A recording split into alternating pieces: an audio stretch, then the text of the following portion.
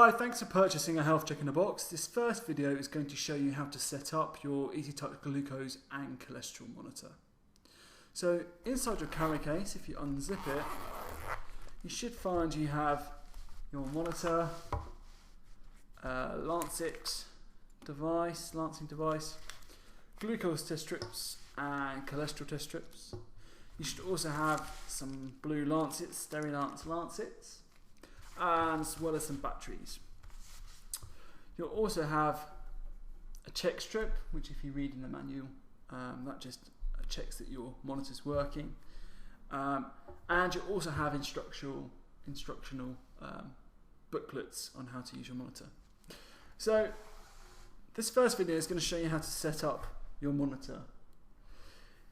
If you look on the back, in the battery compartment, there's a small area where there's a small switch. This switch effectively changes the units that your readings will be shown in. So by default, it will be set towards the bottom of the monitor. The switch will be towards the bottom, and that will display your units in milligrams per deciliter. Now, this is the units commonly used in America and other parts of the world, but in the UK and other parts of Europe, we use millimoles per litre. So what we're going to do is first of all switch this switch across. So if you get in there and have a closer look, it's this little switch here, and we're switching up to the top of the monitor. And there's the top of the monitor, so it's pushing it all the way up. And that will ensure we're reading in the right units. So once you've done that, you can then go ahead and install your batteries. Make sure you get them run the right way. There's a guide to the orientation inside the battery compartment. When you put in the final one, you'll hear a beep, and that beep tells you that there's power to the monitor. Once you've done that, you will see that along the bottom are flashing digits. Now these represent the month, the date, the day, and the time. So you can change these by pressing the M and S button. So the S button will change the month, first of all, and then you can press M to move across to the day, press the S again to select the day it is, M again to go across. That will just starts flashing the hour symbol, so go to whatever hour it is, and then M across again to display the minutes. Once you've done that, leave the monitor to one side and it will turn itself off, and once it's done that, it will store that date and time in the monitor. So that's your monitor set up. I'm just going to quickly show you how to set up your lancing pen. So what you're going to want to do is unscrew the middle part of your pen, take out a Sterilance lancet, one of the blue lancets, and you're going to stick it in. You've got a circular end, it's the other end that gets pushed into the compartment like so, and you'll feel a bit of resistance, and it might be there's a spring in there, so you'll feel resistance. Push it down until it can't go any further, and then what you're going to do is you're just going to twist off this circular cap, and this will expose the needle, so be very careful once you've done that.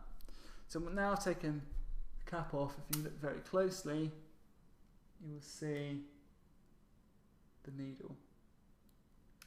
So now I've got the needle exposed. Be very careful and re-screw on the cap until that's nice and tight. So it's just like a pen, screwing a pen off. Now you can see here as well, you can set different depth settings. So depending on how thick your skin is, if it's particularly callousy or thick skin, you may need a deeper setting. So you'll need 4 or 5. If you've got particularly delicate fingers, quite fine skin, then maybe a 1 or 2 will be fine. What I suggest is that you start with 3 in the middle and see if that produces enough blood sample. I'm going to go with 4 because my skin's a little bit thicker. Then all you're going to do is to engage the lancet pen, you're just going to pull back at the end, and that will engage the lancet. Then in order to fire the lancet, you're going to press this button in the middle and you'll hear it click.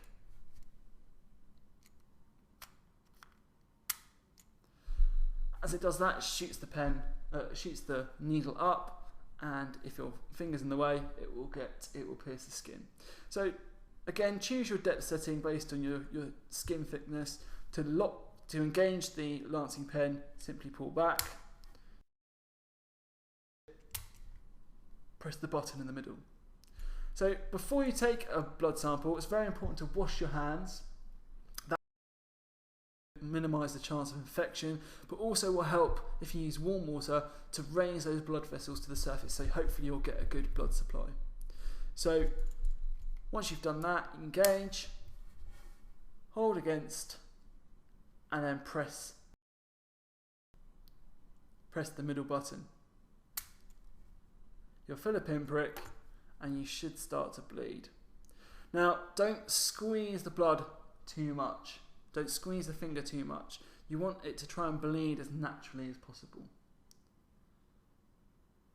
So once you've got your blood sample there, you're ready to apply it to the test strips, and I'll talk you through that in the next few tests. It's always good to have some cotton wool around as well, so that after your test you can just put your finger on it and stop the bleeding.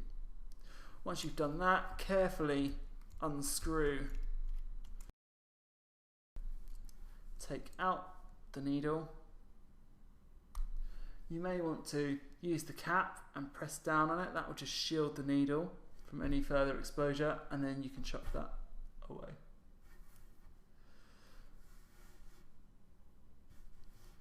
So you're then ready. You've got all the information and tools to do the tests. So in the next video, I'll go on and explain to you how to do a fasting glucose, a 2-hour oral glucose tolerance test. We'll talk about that a bit more, and also measure your cholesterol level.